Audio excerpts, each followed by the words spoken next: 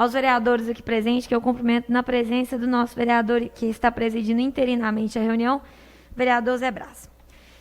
Pessoal, ontem, no sábado, foi o Dia Nacional da Alimentação, Dia Mundial da Alimentação, e amanhã vai ser o Dia Nacional da Alimentação na escola. Por que eu decidi começar por esse assunto? Todo mundo deve ter visto as cenas escandalosas de pessoas catando alimento em caminhão de lixo em Fortaleza. Acredito que todo mundo assistiu isso. Cenas muito tristes que o Brasil não via há muitos anos e voltou a ver nos últimos 2 anos.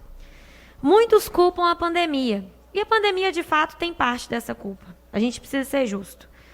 Mas a pandemia não é culpada por políticas públicas incompetentes ou, no fim das contas, pela completa ausência de políticas públicas. Quando a gente está falando do Brasil, nós falamos de um país que, a partir de 2002, virou referência internacional no combate à fome.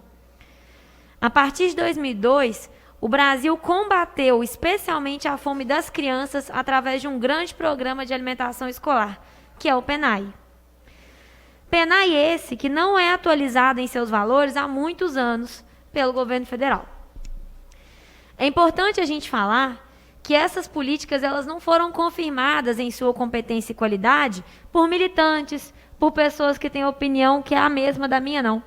Elas foram confirmadas por organismos internacionais, pela Organização Mundial da Saúde, pela ONU, pela Unicef. O mapa da fome é um mapa mundial, elaborado por instituições do mundo todo. E o Brasil saiu dele nos anos 2000.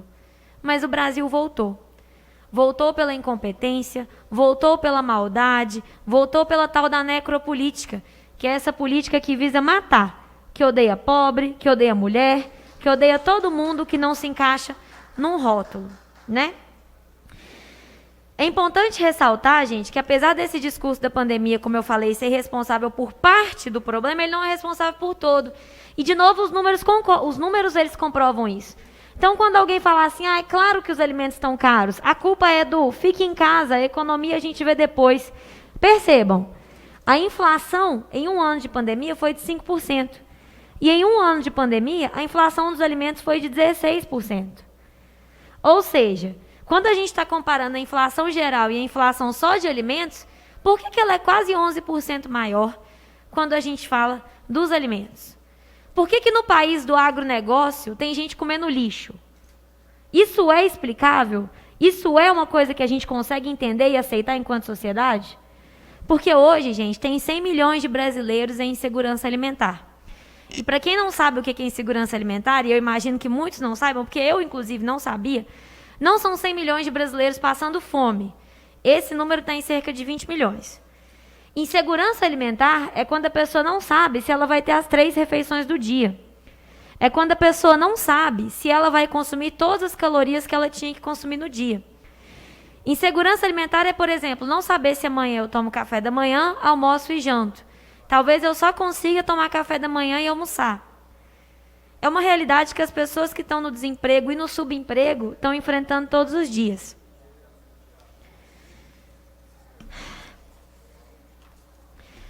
Quando a gente está falando de políticas públicas de combate à pobreza, a gente está falando de desenvolvimento social e não de caridade. É muito importante que o terceiro setor se envolva, que as ONGs ajudem, a doação de cesta básica, a organização de distribuição de marmitinhas voluntária, mas isso não substitui as políticas públicas. A gente paga muito imposto, gente. E a gente paga esse tanto de imposto é para que políticas públicas sejam feitas. Não para que o presidente da República gaste 50 milhões em cartão corporativo, liderando todos os presidentes que já ocuparam a história desse país. A gente paga tanto imposto para que a gente tenha um CRAS cheio de cesta básica, para distribuir para todo mundo que precisar. A gente paga tanto imposto para que a lei de 2019, que obriga a presença de assistentes sociais nas escolas, para identificar os casos de crianças passando fome, seja cumprida, como ela não é hoje na nossa cidade. Como tantas outras legislações não são cumpridas na nossa cidade. Vamos falar de Divinópolis? O que a gente tem feito no nosso mandato para combater a fome? A distribuição dos kits de alimentação em 2021 foi uma solicitação dessa vereadora. Foi a indicação número 679 de 2021, feita em março. em que eu solicitei que os kits de alimentação fossem distribuídos, a UFSJ se prontificou a ajudar. UFSJ, universidade pública, desrespeitada, pisoteada nessa tribuna por alguns ocupantes dessa casa. A ingratidão é muito grande.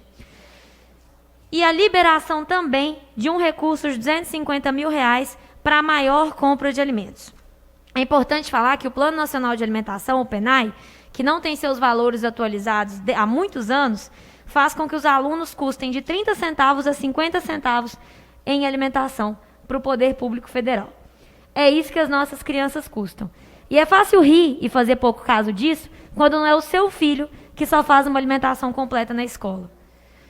Amanhã pode ser o meu. A gente não sabe. Por isso a gente tem que lutar para que o país tenha dignidade para todo mundo.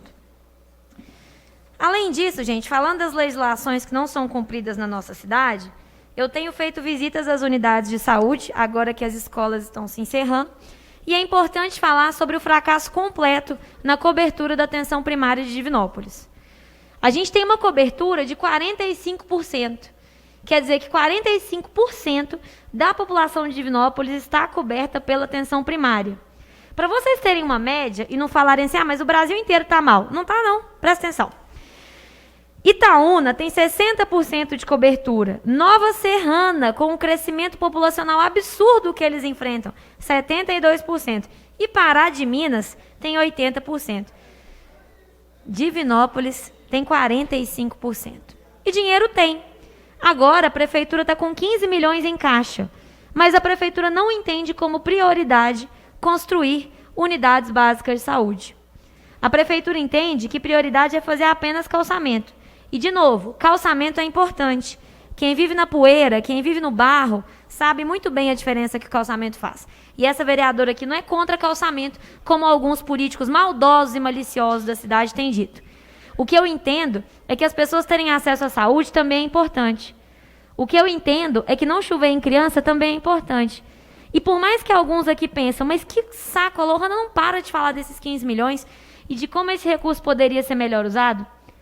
Eu não participo de discussão em prefeitura em que 3 quarteirões de calçamento são dados a vereador para não criar caso. Eu não participo desse tipo de discussão. Quem votou em mim, não votou em mim por causa de quarteirão de calçamento. Quem votou em mim para eu questionar os problemas estruturais de Divinópolis e trabalhar na solução de todos eles. Tem 15 milhões na prefeitura de Divinópolis que vão ser usados só para calçamento. Calçamento dá voto pra caramba, né, gente? Mas a gente tem unidade de saúde chovendo dentro do consultório do dentista. A gente tem unidade de saúde que não tem acessibilidade. E todo mundo está silenciando sobre isso, apesar de nós termos 15 milhões em caixa. Eu fui na unidade do Bom Pastor e a gente tinha gelo, que é usado para armazenar material biológico, guardado junto com sanduíche de funcionário. Mas a gente não precisa gastar dinheiro com mais nada além de calçamento, né? Isso é risco de contaminação. Tinha teste de Covid na geladeira do Bom Pastor, junto com alimento de funcionário. Tem esgoto no escovódromo do posto do Bom Pastor. Dá inclusive ânsia de vômito quando são crianças escovando o dente. O ventilador foi retirado, só restou os buracos na parede. Mas a gente não precisa gastar com nada além de calçamento, não é? Quem levanta essa discussão está sendo chato. Deveria candidatar ao executivo, não vê seu lugar. Talvez eu simplesmente leve muito a sério a minha missão de veicular tudo o que os divinopolitanos se queixam para mim. E eu vou fazer isso até o último dia desse mandato. Goste o executivo ou não. Gostem meus colegas vereadores ou não. Aqui eu estou para agradar o povo de Divinópolis. Por último, falando de mais erros da prefeitura, no fim de semana eu estive, né? Esse final de semana foi um final de semana muito feliz, em que eu acompanhei várias festas das crianças, de Dia das Crianças, e fui no Copacabana, no projeto Cola no Copa, que é um projeto liderado pela professora de matemática da rede estadual, Sidneia. Ela até já veio aqui na tribuna divulgar o projeto, um projeto muito legal. E a Sidneia, gente, ela tem, nesse projeto, uma atenção específica para as crianças em vulnerabilidade. Sabe aquelas crianças que precisam muito do Programa Nacional de Alimentação Escolar para comerem na escola? Pois é, são para essas crianças que a Sidneia doa os finais de semana dela, a casa dela, a energia dela e os alimentos dela. sem ajuda nenhuma de poder público. A Sidneia, gente, ao chegar lá, eu cheguei no Copacabana, e lá o que eu vi foi a estação da Copasa de tratamento toda aberta, toda reganhada. Portão aberto, o dinheiro público não vale nada mesmo, né? Para esse povo, pelo visto. Tudo aberto. Caixa coletora virada. E aí, né, é bom vir aqui na tribuna e xingar a Copasa, né, gente? É um negócio bom. Eu brinco que é bom demais. Alguns vereadores gostam de xingar a Copasa, a Transoeste, a Nascente, xinga todo mundo, só não xinga a prefeitura, de medo de desagradar. Gente, a culpa dessa estação estar como está é da prefeitura, porque ela ainda não é responsabilidade da Copasa. Tem esgoto correndo a céu aberto lá, e isso é crime ambiental. O caminhão limpa-fossa tem que ir lá limpar. E eu solicitei, e dizem que vai.